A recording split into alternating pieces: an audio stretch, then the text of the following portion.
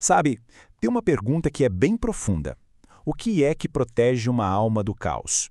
E olha, a sabedoria antiga, lá do livro de Provérbios, parece que nos dá um mapa bem prático para a gente encontrar essa resposta. Então, hoje, a gente vai mergulhar nessa sabedoria atemporal de Provérbios, capítulo 25. A ideia aqui é bem simples, viu? Pegar esses ensinamentos, que são super antigos, e transformar num guia prático para os desafios que a gente encara todo santo dia. Vamos lá? Olha só, o nosso caminho vai ter 5 etapas, tá? Primeiro, a gente começa com a busca pela sabedoria. Depois, a gente mergulha de cabeça no trabalho interior. Daí, vamos explorar o poder que as palavras têm, aprender a lidar com aquelas relações mais complicadas e, por fim, a gente chega no domínio do espírito. Então vamos lá. Tudo começa com a busca pela sabedoria. Porque, antes de conseguir usar a sabedoria, a gente precisa primeiro saber como encontrá-la.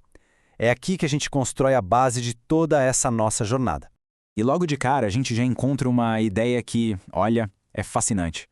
O texto diz que existe uma glória em ocultar um assunto, mas a honra de verdade está em ir atrás, em investigar. Isso não significa que o conhecimento é impossível de alcançar, não. Pelo contrário.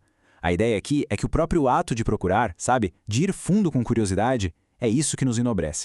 Então, o ponto central é esse, essa busca pela verdade exige, acima de tudo, humildade.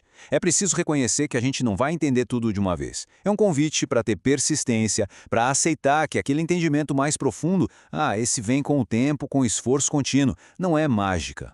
Ok, então a gente já entendeu a importância de buscar. Agora, o foco muda, ele se volta para dentro. Porque sabedoria não é só uma coisa que a gente acumula, tipo colecionar itens. Ela precisa ser cultivada. E é isso que nos leva direto para o nosso segundo ponto, o trabalho interior.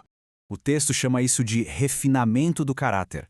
Pensa nisso como uma espécie de purificação interna, sabe? É o processo de tirar as impurezas, que podem ser o nosso ego, um preconceito, a pressa de resolver tudo, tirar isso das nossas intenções para que as nossas ações sejam mais claras, mais justas e com mais propósito. E essa metáfora da purificação da prata, nossa, ela é muito poderosa. O processo todo começa com o autoconhecimento, que é basicamente reconhecer as nossas próprias falhas. O fogo nessa história representa os desafios da vida, as provações, a disciplina que vai nos moldando, e o objetivo final não é ser perfeito, não. A ideia é se tornar algo bonito e útil, um vaso de honra. Beleza. Com um caráter mais refinado, a sabedoria começa a aparecer do lado de fora. E uma das formas mais potentes que isso acontece é pela nossa comunicação, pelo jeito que a gente fala. Pensa que imagem incrível, maçãs de ouro em salvas de prata. Isso quer dizer que não é só sobre o que a gente fala, mas sobre quando a gente fala. É o timing perfeito. Uma palavra certa, dita na hora certa, pode simplesmente transformar uma situação.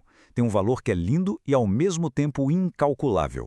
Trazendo isso para a vida real, significa ter aquele autocontrole para não mandar aquele e-mail de cabeça quente, Ou entrar numa briga sem pé nem cabeça na internet. É aquela capacidade de respirar fundo, pensar e tomar decisões com calma, evitando fazer coisas no impulso das quais a gente pode se arrepender depois. Certo, mas é agora que a sabedoria é testada para valer. Nas nossas relações, nas nossas interações, é aqui que a teoria vira prática. Principalmente quando a gente precisa lidar com conflitos e com pessoas que, se opõem a nós. E aqui, a lógica que a gente costuma usar é totalmente virada de cabeça para baixo. Porque, em vez de vingança, o caminho que a sabedoria aponta é o da bondade. Oferecer pão e água para um adversário, isso é um ato radical. É algo que quebra aquele ciclo de revidar, de dar o troco. E, segundo o texto, isso traz uma honra muito maior. Mas um ponto importante, ser bondoso não é o mesmo que ser ingênuo, tá? Sabedoria também é ter discernimento. O texto é bem claro quando avisa para não colocar nossa confiança em quem já mostrou que não é leal. A confiança é algo que precisa ser conquistado, não é dada de graça. E com isso, a gente chega no ponto mais alto da nossa jornada, o domínio do espírito. Pensa nisso como a nossa fortaleza interior. É o resultado final de todo esse trabalho que a gente viu até aqui. A imagem que o texto usa é muito forte e direta. Uma pessoa sem controle sobre os próprios impulsos é como uma cidade que foi derrubada e não tem muros. Fica totalmente vulnerável, exposta a qualquer ataque, venha de dentro, dos nossos impulsos, ou de fora. Simplesmente não tem defesa. E a solução para isso é exatamente o domínio próprio. Ele funciona como as muralhas que protegem o nosso espírito. É a estrutura que nos mantém seguros, firmes, contra o caos que vem das nossas próprias emoções e impulsos descontrolados. E quando essas muralhas estão de pé, os resultados são nítidos: paciência, equilíbrio, um espírito protegido. O texto descreve essa sensação como água fresca para a alma com sede. Imagina só, um sentimento profundo de paz, de alívio. E isso nos leva de volta lá para a nossa primeira pergunta, lembra? A sabedoria de Provérbios 25 nos mostra que a proteção contra o caos não é uma coisa que a gente acha por aí. É algo que a gente constrói, tijolo por tijolo. É o resultado daquela busca humilde, do refinamento do nosso interior, do uso correto das palavras e, no fim das contas, do domínio sobre nós mesmos.